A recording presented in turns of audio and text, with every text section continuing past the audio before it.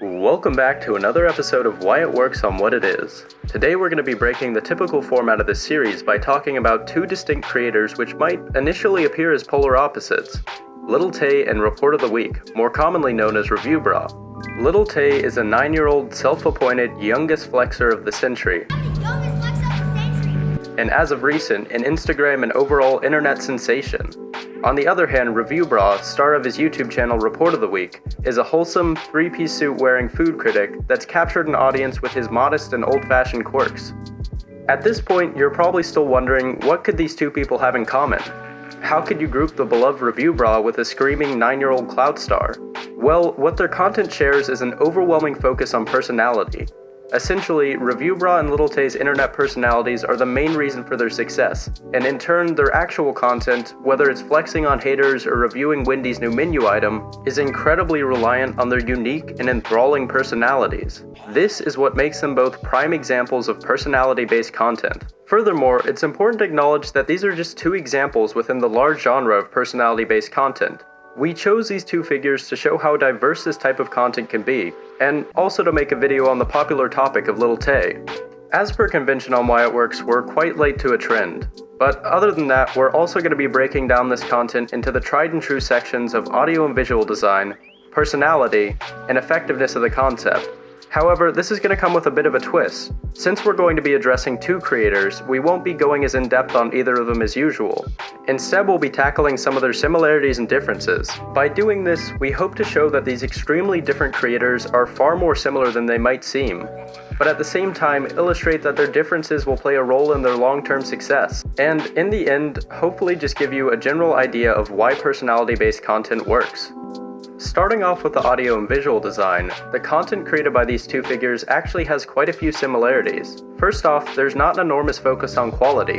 What I mean by this is instead of striving to have high-quality audio and visual elements, both creators aim for more raw and authentic footage.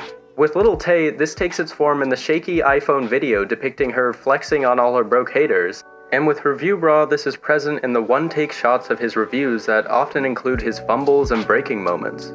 Additionally, both creators usually have fairly poor audio quality, similar to the totally purposeful aesthetic choice of some of our earlier videos.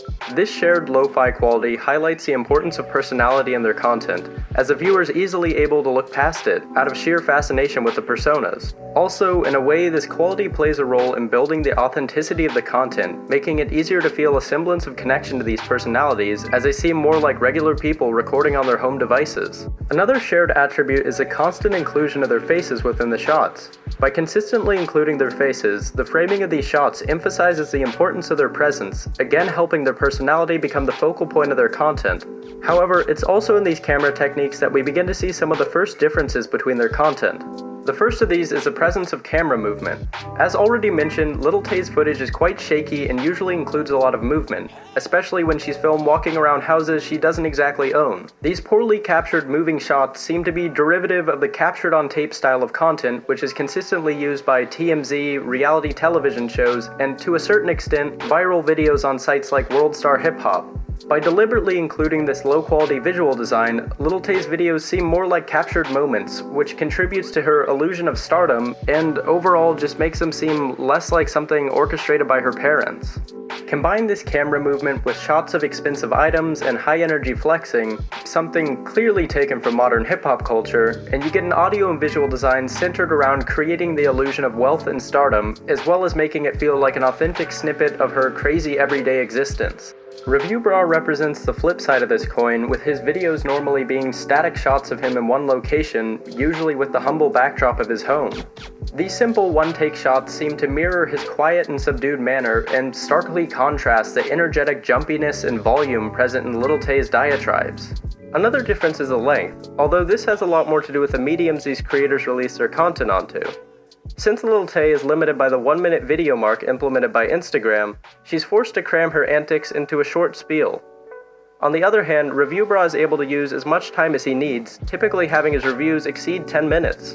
This difference in design has a huge effect on how these personalities are digested by their audiences. Lil Tay is much more of a novelty one can only watch for short periods of time, while ReviewBra is a character capable of holding an audience's attention for minutes upon minutes. Regardless of the similarities and differences between their designs, it seems to be overwhelmingly clear that both creators have elements that emphasize the importance of personality in their content.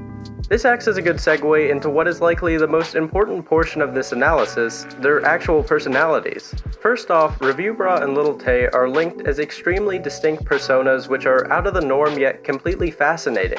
Lil Tay is intoxicating to watch because she appears to be a train wreck who embodies a number of trends within information age hip-hop and popular culture. The personality she presents is successful because it's absurd and over the top, yet still worth watching and sharing with friends and family. ReviewBra is also intoxicating, but for a number of different reasons. He fills the niche of strange yet endearing. He has a rather odd set of mannerisms that seem to make him the antipathy of the typical Generation Z member. ReviewBra is diligent and respectful and strives to maintain a nostalgic ideal of class in a world increasingly devoid of it. On top of this, his personality seems to be incredibly genuine and really quite funny. Despite clearly representing polar ends of personas, I think it's evident that Lil Tay and ReviewBra share an out-of-the-norm quality which seems to appeal to their large followings. Another interesting aspect of their presented characters is a distinct wardrobe.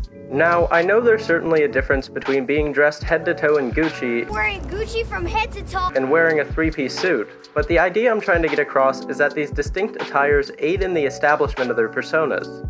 Part of the reason that these characters are so memorable is because they have a style of attire that fits into pre-existing ideas of a time period. Lil Tay's outfits embody the modern designer brand craze, while ReviewBra captures the nostalgia of an early 1900s business wear. The last similarity is their relatively young ages. Now, Lil Tay is obviously quite a bit younger, but both creators share a similarity of being young for the style of content they're creating.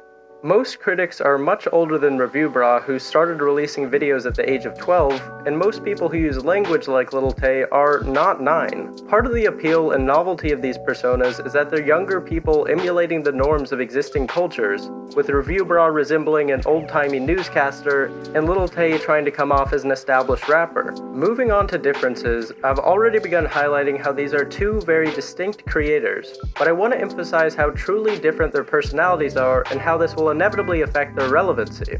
To support the claims made about the endearing and classy nature of ReviewBra's videos, I'm going to cite a short clip from an episode of his energy drink reviewing series, Energy Crisis. Nature. Well, hello. Hello. How are you doing? This snippet embodies some draws of ReviewBra's personality. His class is emphasized through the tablecloth, formal suit, and fine glassware, and his wholesome and genuine nature is shown through his attempt at continuing his review with the uninvited feline guest. It's moments like these that truly make his content what it is, and show how it diametrically opposes Lil Tay's. For example, moments like, my car's hell no, flexing and all y'all broke ass haters. Only doing it like Lil Tay. This is why all y'all haters hate me. sum up the type of personality present in her content. They show her reliance on audience shock and how her outrage-inducing behavior is really the main draw. This contrasts the fascination with ReviewBra, which comes from a more positive perception of his personality and behavior. This difference is what will likely lead to the continued relevancy of ReviewBra and an eventual decline in Lil Tay's popularity. Looking past these differences, it's evident that both creators have enthralling personalities that heavily contribute to the success of their content. Still, it's important to take into account the long-term effects of their personas.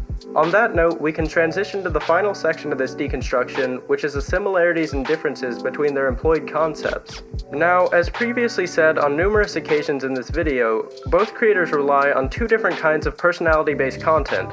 Hopefully, some of the past points have convinced you of this idea. In reality, there are not many similarities in their concepts other than this, so this section will mainly focus on their differences. To start off, I'm going to state that Lil Tay is likely only a flash in the pan. Because Lil Tay reached her levels of fame in such a short period of time, it's clear that, like a SpongeBob meme in the crashing meme economy, she's not going to last. Her content relies on a number of strategies of virality, which mainly involve piggybacking off the fame of other viral clout stars through pictures, interviews, and disses. This has given her a large amount of attention very quickly, but also put a potential expiration date on her fame. Her strategy for online attention is clearly reminiscent of characters like Danielle Bregoli and Woah Vicky, so she'll be hard-pressed to turn herself into something more lasting due to the apparent lack of originality. Still, it is possible, but recent developments with her mom losing her job and a clip of her acting like a regular 9-year-old leaking have made it far less likely she'll establish herself as anything other than a bad meme. You were out here like with your relevant ass. You making a video on me? Like, bitch, I'm way more relevant than you. You're trying to be relevant and you trying to be like me. Mommy, stop! I was filming! In essence, her success is based on quick and unreliable gains in clout, and completely contrasts that of the internet's food reviewing sweetheart, ReviewBra. Since ReviewBra's first video was released 7 years ago in 2011, there's already substantial evidence that ReviewBra has become an established online personality. This longevity is due to a number of choices behind his concept, which I'll briefly survey. First off, he has a number of series with easily repeatable formats. A few examples are the already mentioned Energy Crisis, The Idle Mind, and Running on Empty. These series have allowed him to slowly build up a dedicated fan base through repeating concepts his audience enjoys. Another aspect of this longevity is the fact that his general concept is designed to last. Because fast food restaurants and companies will continue to release new products, he'll always have content for new videos. Lastly, within the various series on Report of the Week, ReviewBra will often implement consistent introductions such as, "Hello everyone, this is Running on Empty, Food Review, Food Review, Food Review," and have a general repeated aesthetic. This has allowed him to create a ReviewBra brand, something much more likely to last than Lil Tay's poorly established brand of youngest flexer of the century, which is something that will disappear if someone younger than her emerges. With these few aspects of his concept alone, it's evident that he has and will continue to gradually build fans with these consistent and reliable techniques. However, because his content is significantly longer and not immediately attention-grabbing, he has less of a chance of becoming a mainstream meme or beneficiary of immediate virality, such as the types of content that appear on The Ellen Show. Lil Tay's videos, on the other hand, are significantly shorter and more immediately seen as outrageous and worth one's minute to consume, making her more accessible to mainstream viewers. Still, because she relies on shock value, she'll quickly alienate or bore fans with her antagonizing antics. ReviewBra's more well-meaning and genuine videos create a dedicated fan base that's likely to return to his channel and support him. All in all, the concepts behind Lil Tay and ReviewBra's personality-based content explain how they appeal to different audiences at different rates. And, in the end, these differences will be a major factor in the longevities of their online careers. To sum things up, Lil Tay and ReviewBra are both great examples of personality-based content. Hopefully, their numerous similarities point towards this as a valid distinction for a type of content. At the same time, we hope the differences that were mentioned show how widely this type of content can vary. These two unique examples show polar extremes within this genre and illustrate how these differences affect their overall reception on the internet and in popular culture.